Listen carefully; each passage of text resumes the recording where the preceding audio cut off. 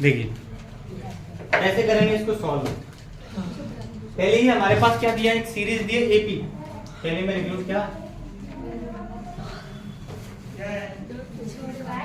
Solve AP equal to 3 1 -1 -3। ठीक है, अब इस एपी में ये प्रथम पद होगा फर्स्ट टर्म, ये सेकंड टर्म, ये थर्ड, ये फोर्थ, ऐसी ऐसी कितने होंगे इसमें, नंबर ऑफ टर्म्स n होंगे। तो इसमें क्या निकालेंगे अपन, प्रथम पद फर्स्ट टर्म। a बराबर क्या होगा, पहला पद तो 3 है, तो a बराबर कितना आ गया हमारा 3, पहला आंसर आ गया। अब इसी में सारवंतर यानी कॉमन डिफरेंस भी पूछा है।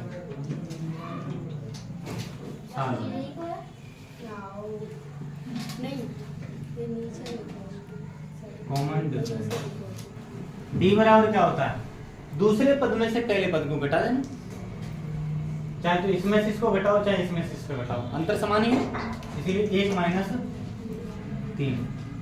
तो d बराबर क्या हो जाएगा, 3 में से घट जाएगा -2 बचेगा, d का मान क्या आ गया, यानी a बराबर 3 और d बराबर -2। इसको देखना है, सॉल्व प्रथम पद FIRS फर्स्ट टर्म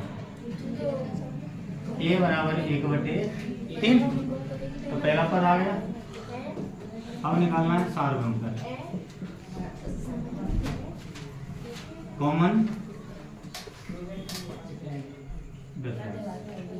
ठीक है, कॉमन डिफरेंस कितना होगा, d बराबर, इसमें से इसको हटा देंगे, 5/3 - 1/3, एलसीएम कितना आएगा 3, 3 एकम 3, 5 एकम 5, 3 एकम 3, 1 एकम 1, 5 में से गया तो 4 होते हैं।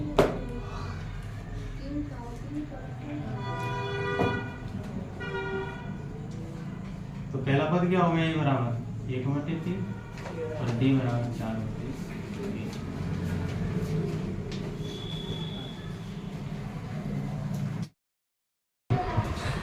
देखिए हमारे पास दिया गया है a बराबर 7, d बराबर 3, n बराबर 8, an बराबर क्या, ये क्या होता है, ये होता है प्रथम पद फर्स्ट टर्म, ये होता है सारवंतर यानी कॉमन डिफरेंस, n पदों की संख्या नंबर ऑफ टर्म।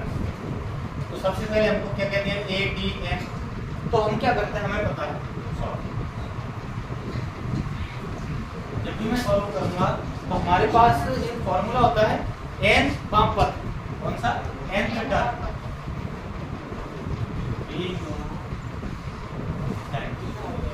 हम जानते हैं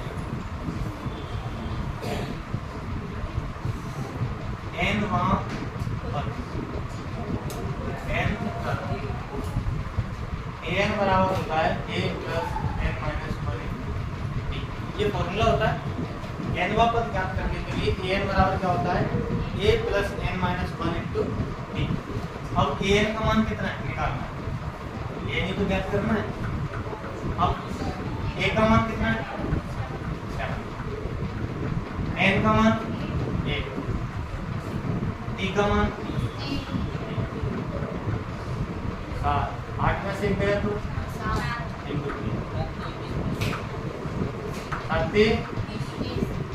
+ 7,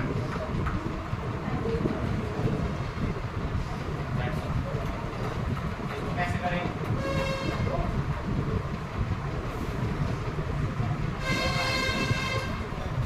ऐसे इसमें दिया है, a दिया है, d दिया है, d को निकालना है, n दिया है और n। We know that, हाँ फॉर्मूला क्या होता है, n टर्म,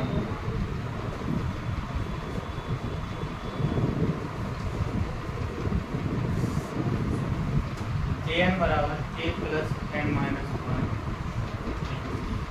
an का मान कितना है 0, a का मान -18, n का 10 और d का 18 पे कर लिया, 0 है, प्लस का 18 हो जाएगा, 10 में से गया तो 9 × d, 9 बटे में चला जाएगा d, 9 2 जा 2 बराबर डी, डी बराबर